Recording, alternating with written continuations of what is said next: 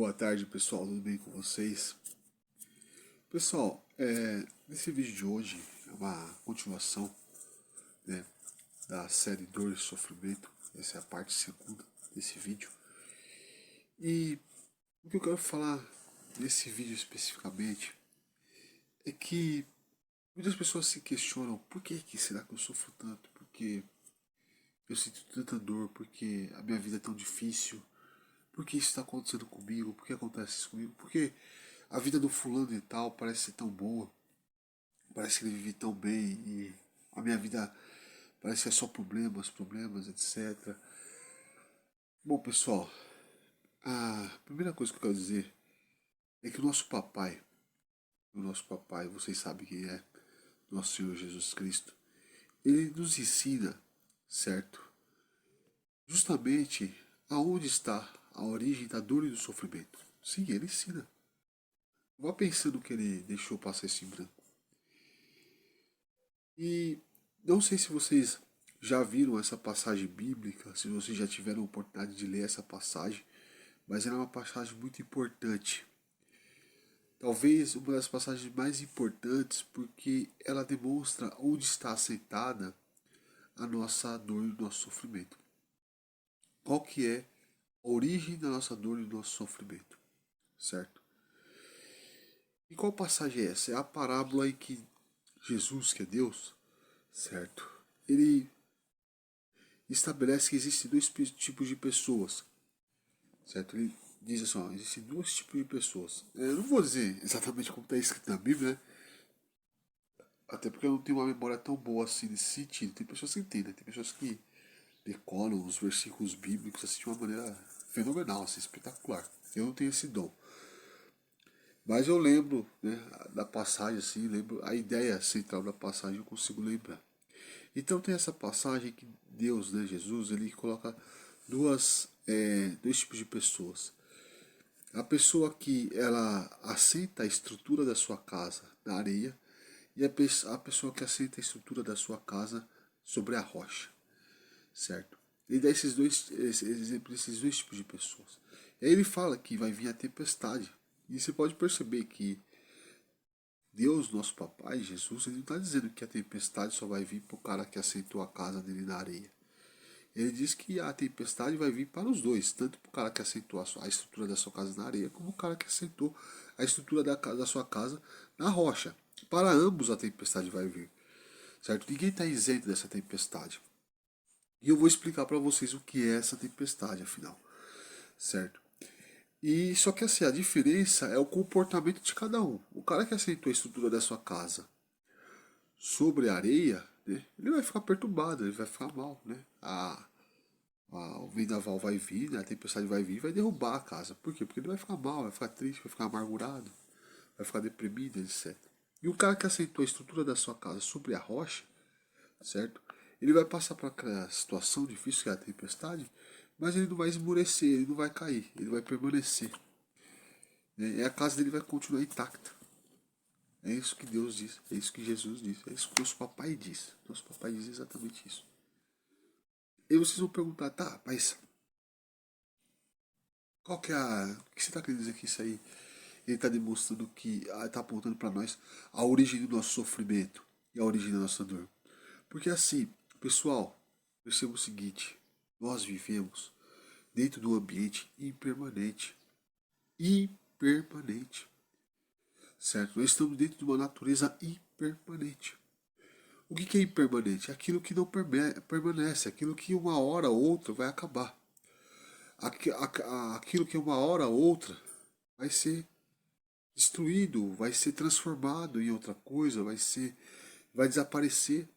Por exemplo, esse corpo aqui, ó, isso aqui, esse corpo, ele pertence a essa natureza impermanente. Isso aqui vai acabar, isso aqui vai, uma hora isso aqui vai acabar. O seu corpo, certo? O corpo em que você está, agora nesse momento, uma hora ele vai acabar. Tem isso em mente que isso vai acontecer. Inevitavelmente vai acontecer para mim, vai acontecer para você, vai acontecer para qualquer pessoa, certo?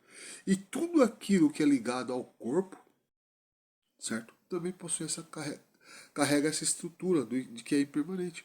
Por exemplo, a casa em que você está. Por exemplo, essa casa que eu estou aqui, ó. estão vendo aí a casa? A casa que eu tô.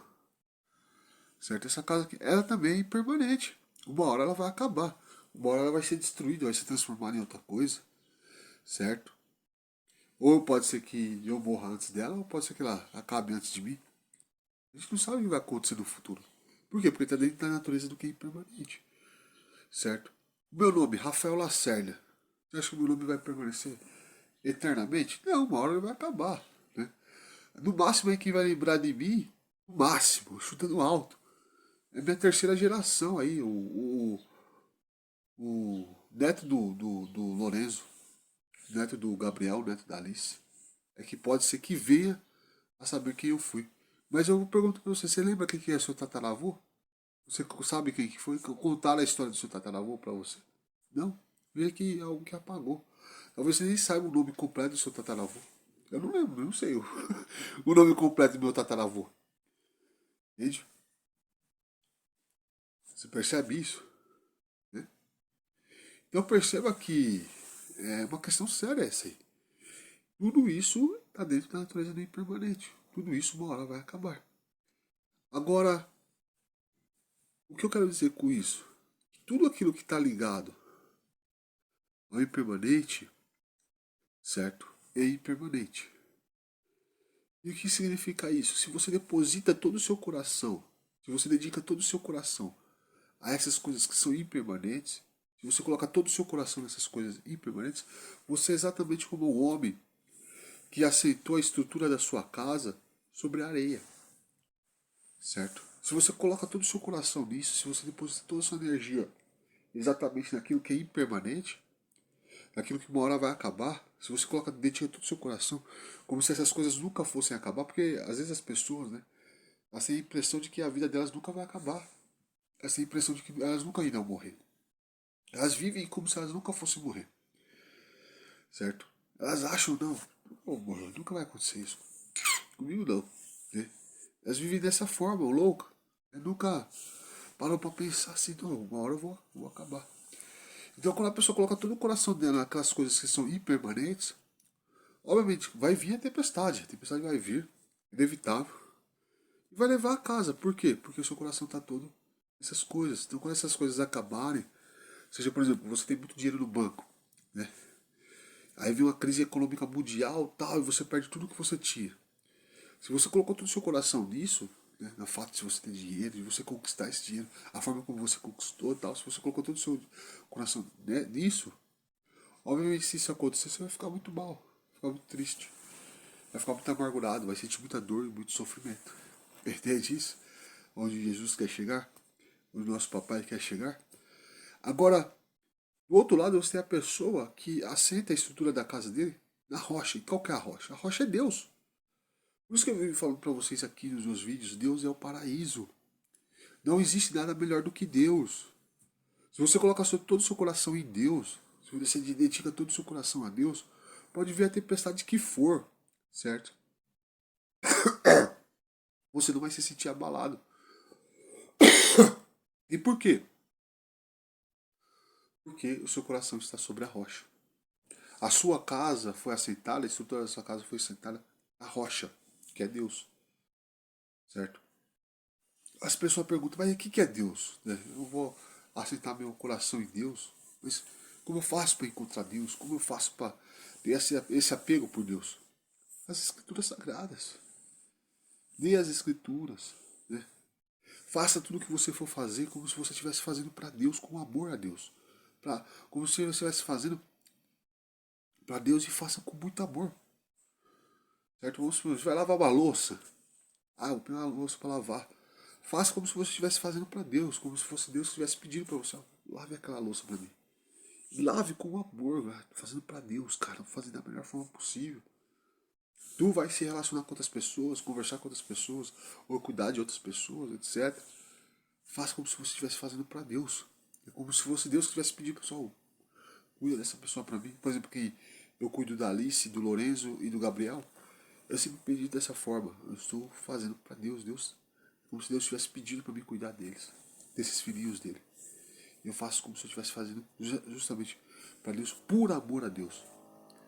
Isso é uma forma de você entrar dentro dessa dimensão de estabelecer o alicerce da sua casa sobre a rocha que é Deus. Certo? Você tem compromisso de amor com Deus e compromisso de amor com a criação de Deus, eu sempre falo isso. Certo? Porque Deus é o paraíso. A partir do momento que você se apega a coisas que são impermanentes, então você está colocando o seu coração, a estrutura da sua casa sobre a areia. E aí vai vir tempestades. Veja, Deus não isenta as pessoas da tempestade.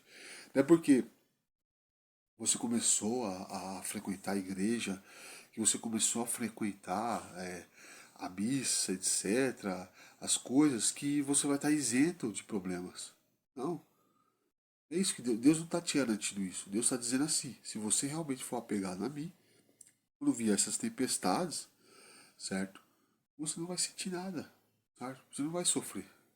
Então, um dos motivos, um dos alicerces da dor e do sofrimento é exatamente esse, aonde você estabeleceu como referência a sua felicidade. Eu vou te dar um exemplo. Quando eu era criança, isso eu acho que aconteceu com a maioria das pessoas que eu conheço, as pessoas viviam falando, cara, se você estudar, você vai ser alguém na vida, né? E aí, tinha televisão, né? Sempre teve a televisão e tinha aquelas novelas, e aquelas pessoas ricas e tal. E a gente sempre fazia a associação de que ser alguém na vida era ser como aquelas pessoas da novela, tipo, aqueles caras ricos, aquelas pessoas bem de vida, com dinheiro e tal, aquelas casas bonitonas e tal. Aí eu sempre, pelo menos eu associava, né, a ideia de ser alguém na vida a isso, né? Então eu tenho que estudar para ser daquele jeito. E muitas pessoas foram incutindo isso na minha cabeça. Tanto é que quando eu era criança, eu falava que o meu sonho era dar uma casona para minha mãe, uma mansão para minha mãe, uma mansão para minha avó. Né? A minha ideia de ser alguém na vida era essa. Né? A minha ideia era essa. Nossa, eu vou ficar grande, vou ganhar muito dinheiro, ficar rico e vou ter. A minha ideia era o quê? Ser jogador de futebol e ficar muito rico, fazer muito sucesso e dar as coisas para meus pais, para minha avó, para meus irmãos, etc. Essa é a minha ideia de ser alguém na vida. E a gente cresce com essa ideia na cabeça. Mas perceba que tudo isso está associado ao quê? Tudo isso está associado ao impermanente, àquilo que é impermanente, àquilo que acaba, àquilo que cessa, certo? Por exemplo, associado, vamos supor, a casa que você mora. Se você mora num casão, casa não, mora numa casona. Associado ao quê? Ao conforto do corpo. E olha, tá dentro do impermanente. Uma hora essa casa pode acabar, você pode perder tudo. Né? Você pode não ter condições de manter uma casa dessa. Vamos supor, se você foi uma pessoa que fez muito sucesso, a sua fama acaba, e aí você tem que manter aquela casona, mas você não tem estrutura financeira para continuar mantendo ela. E acontece muito com o jogador de futebol, que fez, no determinada época, fez muito sucesso, aí caiu a fama, aí o cara não tem mais dinheiro para manter aquela casa, né, aquela estrutura, né, que ele tinha, e aí, né, ele tem que vender a casa, ou sei lá, fazer o quê. Perceba que está tudo dentro da natureza do impermanente, ou seja, uma hora ou outra pode que isso acabe. Uma hora ou outra pode ser que isso termine. Você percebe isso?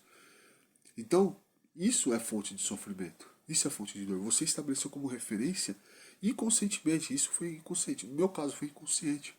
Né? Eu acreditava, né, ao ver as pessoas sorrindo, felizes, quando tinha casonas, né, todas aquelas coisas legais, etc. Eu associava que aquilo era ter uma casa daquela forma ou ter muito dinheiro no banco era algo que poderia me conferir felicidade. Eu associei dessa forma, inconscientemente. Eu não fiz a escolha, certo? Assim, vou escolher, né? Vou escolher entre Deus e o dinheiro. Né? Não, eu não fiz essa escolha, foi uma coisa inconsciente. É que você vai olhando e vai associando. Quando eu vejo as pessoas alegres, felizes, é porque elas estão com dinheiro. Quando eu vejo as pessoas tristes, amarguradas, é porque elas estão sem dinheiro. Então eu fazia essa associação. A mesma coisa com você. Então a gente vai crescendo com essa ideia de que ter dinheiro, de que ter muita coisa material, né, recursos materiais, carrões, casonas, etc., é sinal de felicidade. Mas não é, cara. Isso é uma pura ilusão na nossa cabeça. Na verdade, o que nos confere verdadeira felicidade é a presença de Deus. Já diz acreditado, né? Eu vivo falando aqui para vocês. O pouco com Deus é muito, e o muito sem Deus é nada, absolutamente nada. Certo? Eu conheço pessoas que são muito bem de vida, São pessoas muito prósperas financeiramente falando e materialmente falando, mas são pessoas que não sabem, pelo menos isso eu tenho certeza, não sabem curtir o que elas têm, o que elas possuem. São pessoas que vivem reclamando, são pessoas que vivem insatisfeitas, são pessoas que vivem tristes, são pessoas que vivem ansiosas, pensando como que elas vão fazer para manter aquilo que elas possuem, certo?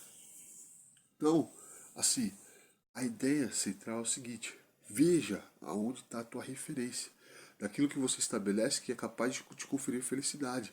Se está associado com o teu corpo, certo? Pode ter certeza, é fonte de sofrimento e dor. Agora, se está associado com o teu espírito, pode ter certeza, é fonte de alegria. Principalmente se está associado com Deus, certo? Se você estabeleceu Deus como a sua referência de vida, e o relacionamento de Deus, com Deus como sua referência, pode ter certeza, você vai ser uma pessoa verdadeiramente feliz e alegre e sempre disposta a fazer o bem a todos. Tá legal? Muito obrigado, até mais, tchau. Beijo no coração. Valeu!